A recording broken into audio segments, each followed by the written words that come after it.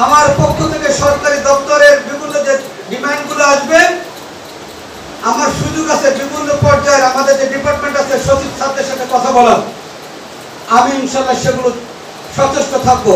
আমাদের এখানে যেন কর্মকর্তা যাতে আসে, কর্মচারী যাতে নিয়োগের ব্যবস্থা করা হয়।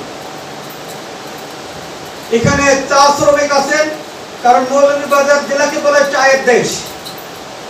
এখানে চা বোর্ড আছে, এখানে ডিডি লেবার আছে, এখানে চাঁদের যে শ্রমিকদের সংগঠন সিবিও আছে।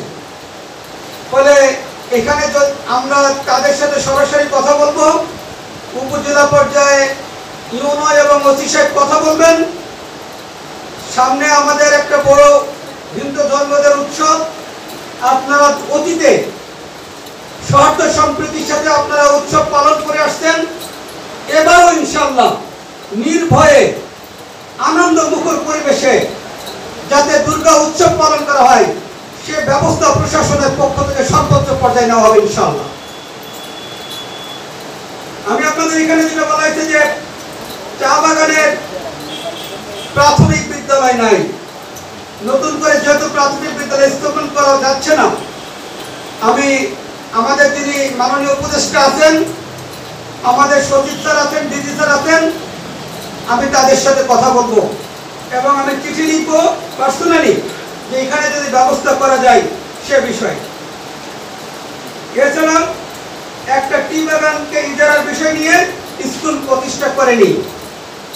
আমি ইউনূস সাহেবকে বলে যাচ্ছি তাদের সাথে কথা বলার জন্য। তিনি কথা বলবেন ওসি সাহেবকে সাথে নিয়ে। যদি তিনি সলিউশন করতে না পারেন আমার কাছে পাঠিয়ে দিবেন। অবশ্যই যদি চুক্তির শর্ত থাকে, চুক্তির শর্ত তাকে পূরণ করতে হবে। চুক্তির শর্ত তাকে পূরণ করতে হবে। যদি স্কুল প্রতিষ্ঠানে থাকে তাকে স্কুল প্রতিষ্ঠা করতে হবে।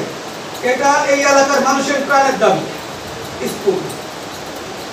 এখানে আমি অনুষদ আছেন, আমি বলতে চাই আগামী মাসে যদি আমি এই কুলাউড়া উপজেলায় আসি, তার আগেই যদি নতুন ভবনে চলে যান তাহলে সেখানে হচ্ছে এসি লাগাবেন।